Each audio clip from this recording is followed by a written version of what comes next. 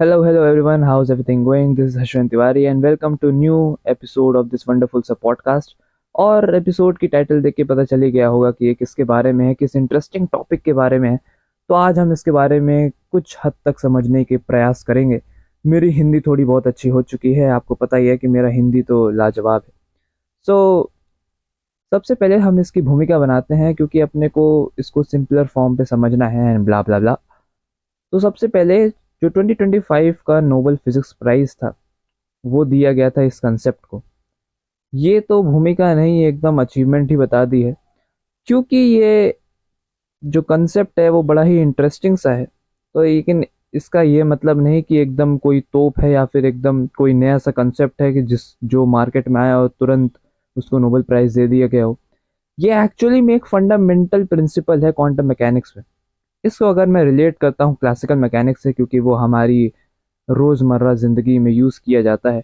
तो जैसे कि एक्सेलरेशन फोर्स ये अपने को लगता है कि इट इज़ बेसिक इवेंचुअली, कि फॉर एग्जांपल कि अगर एक ब्लॉक को मैं स्लाइड करा रहा हूँ एक सरफेस में, कि वो स्मूथ है या फिर रफ है, तो उसमें एक फ्रिक्शनल फोर्स आ सकता है, नहीं भी आ सकता है। उसमें एक एक्सेलरेशन, उसके मास मास टाइम्स एक्सेलरेशन फोर्स, वो सब अपन ऑब्जर्व कर सकते हैं, एज सच फील कर सकते हैं इन actual world, that is in macroscopic particles, which is undue in classical mechanics।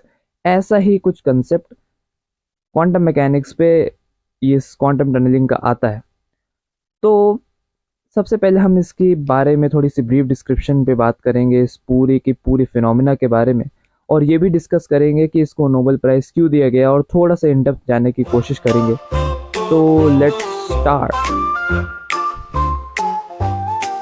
The universe is vast and sometimes quite absurd, but don't you worry, we'll explain every word. We'll chuckle at constants and laugh at light speed. This is the show where science and humor are agreed.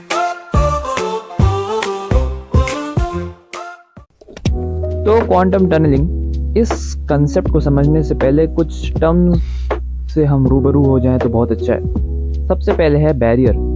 Barrier इस phenomena के लिए एक potential energy होगी। That is कि इसको easily समझें कि एक चार्ज है, एक चार्ज पार्टिकल को अगर मैं इन्फिनिटी से एक पॉइंट पे लाता हूँ तो एक पोटेंशियल डिफरेंस जनरेट होता है, उससे पोटेंशियल एनर्जी आती है, सिंपल। तो उसी प्रकार से बैरियर का यहाँ पे मतलब होगा पोटेंशियल एनर्जी का डिफरेंस, जो जिसको गेन करने के बाद ही आप एक बैरियर से दूसरे बैरियर को क्रॉस कर पाएंगे। आई मीन लिटरली तो यही है, लेकिन इसमें कुछ ना कुछ ट्विस्ट होगा जिसके बारे में अपन डिस्कस करेंगे। देन अपन बात करेंगे फोटोन पार्टिकल्स के बारे में, जो कि पता ही है क्या होता है। And then eventually we will lead to quantum tunneling. तो क्वांटम टनलिंग एक्चुअली इसका मतलब क्या होता है एज अ थ्योरेटिकल बेसिस? इसका ये मतलब होता है कि एक बैरियर को क्रॉस करना without eventually constituting that amount of potential energy. ज़्यादा अंग्रेजी झाड़ने से अच्छा ये है कि अगर मैं इसको साफ भाषा में बोलूँ तो इसका अर्थात यह मतलब है कि एक पोटेंशियल एनर्जी के बैरियर में जितनी एनर्जी आपके अंदर रिक्वायर्ड होनी चाहिए, उस रिक्वायरमेंट से कम एनर्जी पे भी आप उस बैरियर को क्रॉस कर पा रहे हैं। इसको एग्जांपल से समझते हैं। मान लीजिए कि एक अपहिल है, उस अपहिल को क्रॉस करने के लिए यू कैन फील इट, उस अपहिल को क्रॉस करने के लिए मेरे पास एक मान लीजिए बॉल है। अब मेरे को बॉल को नीचे से ऊपर फेंकना है and then we have a cliff. तो उस क्लिफ को ऊपर फेंकने के लिए इवेंचुअली एनर्जी मेरे को नीचे इनिशियली प्रोवाइड करनी होगी, जिसके कारण ही वो ऊपर जा सकता है। और इसे समझने के लिए अपन वर्टिकल सर्कल का एग्जांपल लेते हैं। अपने को पता है कि वर्टिकल सर्कल के लिए इवेंचुअली मिनिमम वेलोसिटी जो नीड होती है from lowest point two up point, मतलब अपर मोस्ट पॉइंट, जिससे वो सर्कल कंप्लीट हो सके, वो होता है √5gl। देन अगर मैं उस मिनिमम थ्रेशोल्ड एनर्जी को प्रोवाइड करता हूँ तभी जाके वो फिनोमिना कंप्लीट होता है। लेकिन ये इस केस में नहीं होता है, that is in quantum tunneling. वो पोटेंशियल एनर्जी जो बैरियर है, अपन ने उसको समझा था, उस बैरियर में जितनी एनर्जी होनी चाहिए उसको अगर मैं कंस्टिट्यूट नहीं भी करूँगा तब भी वो पार्टिकल एक जगह से दूसरी जगह जा सकता है। पहले ये माना जाता था कि ये सब सिर्फ और सिर्फ माइक्रोस्कोपिक पार्टिकल्स के लिए होता है, अनटिल एंड अनलेस ये 3 साइंटिस्ट जिनको अभी नोबेल प्राइज मिला है, उन्होंने अपनी जो भी है अपनी आइडियाज को पेश नहीं किया था। दैट इज उन्होंने बताया कि ये जो भी कंसेप्ट है वो मैक्रोस्कोपिक पार्टिकल्स के लिए भी लग सकता है। अब वापस से टर्म्स में आते हैं। टर्म है वेव फंक्शन। वेव फंक्शन अपन ने पढ़ा हुआ है as a basic. Wave function actually में पार्टिकल की डुअलिटी, दैट इज मान लेते हैं एक पार्ट जैसे लाइट है, लाइट दो नेचर को शो करता है, that is particle nature as well as wave nature. अब पार्टिकल का पोजीशन उस वेव में कहाँ पे होगा वो अपने को वेव फंक्शन बताता है at a easy point. So wave function का चेंज होना will lead to this phenomena. अब अपन थोड़े से इन डेप्थ में जा रहे हैं, लेकिन अब मैं इन डेप्थ जाने से पहले जो अपन ने बोला था, अपन थोड़ी सी भूमिका एंड ब्रीफ डिस्क्रिप्शन के बारे में चर्चा करेंगे। तो वो यह है कि जब सब माइक्रोस्कोपिक पार्टिकल्स एक बैरियर से दूसरे बैरियर से क्रॉस कर सकते हैं तो मैक्रोस्कोपिक पार्टिकल्स कैसे कर सकते हैं, इसको थोड़ा सा एग्जाम्पल से और समझने की कोशिश कर लेते हैं। मतलब कि अगर मैं इसको लिंक करूँगा क्लासिकल मैकेनिक्स से, so it will be more easier to understand. The thing is कि मान लेते हैं कि आप एक चोर हैं और आप चोर हैं तो आपको चोरी करनी पड़ेगी, तभी आप चोर हैं। ज़्यादा लिटरल हो गया। सो ओके, अगर आप एक चोर हैं और एक घर लॉक्ड है, उस लॉक्ड घर को तोड़ने के लिए आपको क्या क्या चाहिए होगा, ठीक है ना। अब अपन इसमें कोई टेक्नोलॉजी यूज़ नहीं करेंगे, अपन एकदम प्रिमिटिव वे में सोचेंगे।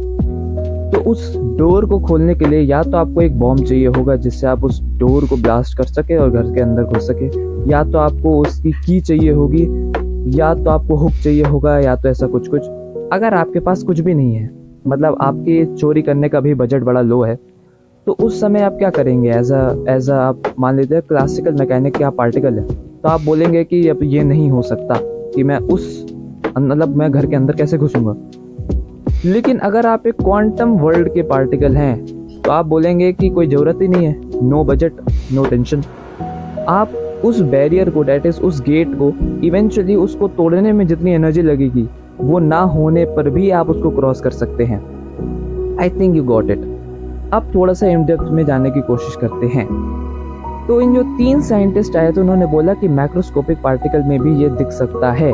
मतलब कि जैसे कि क्लासिकल मैकेनिक्स अपने को डे टू डे लाइफ में अचीव कर सकते हैं, अपन उसको ऑब्जर्व कर सकते हैं, इसका मतलब कि ये क्वांटम फिनोमिना भी मैं ऑब्जर्व कर सकता हूँ। लेकिन मैं ऑब्जर्व कैसे क्यों नहीं कर पाता? ऐसा तो है नहीं कि मतलब मैं यहाँ पे स्टूडियो पे बैठा हूँ और मेरा मन हुआ तो मैंने गेट खोले भी नहीं, मैं उस पार हो गया, ये ऐसा तो होता नहीं। और अपन मतलब कि अपन उसको ऑब्जर्व नहीं कर पाते। ऐसा क्यों होता है? ऐसा इसलिए होता है बिकॉज ऑफ थर्मल नॉइज, और आई गेस मतलब कि इस वेव की डिस्टरबेंस के कारण। इसको इवेंचुअली समझने के लिए साइंटिस्टों ने क्या किया, एक चैम्बर का क्रिएशन किया जहाँ पे उन्होंने थर्मल नॉइज को कम कर, थर्मल नॉइज का मतलब है ऐसे कुछ फैक्टर्स जो कि वेव को डिस्टर्ब करते हों। अगर मैं वेव को डिस्टर्ब ना करूं, एकदम आइसोलेटेड कंडीशन पे उसको रखूं, तो मेरे को क्वांटम टनलिंग का फिनोमेना ऑब्जर्व हो रहा था। इसका एग्जांपल सबसे बेहतरीन है इन सेमीकंडक्टिंग सर्किट्स। उसमें इन्होंने ऑब्जर्व किया, उन्होंने क्या किया कि इन्होंने सारे उस आइसोलेटेड चैम्बर पे टेम्परेचर को बहुत ज़्यादा कूल डाउन कर दिया। आप बोलोगे भाई साहब टेम्परेचर कूल डाउन करने से होगा क्या?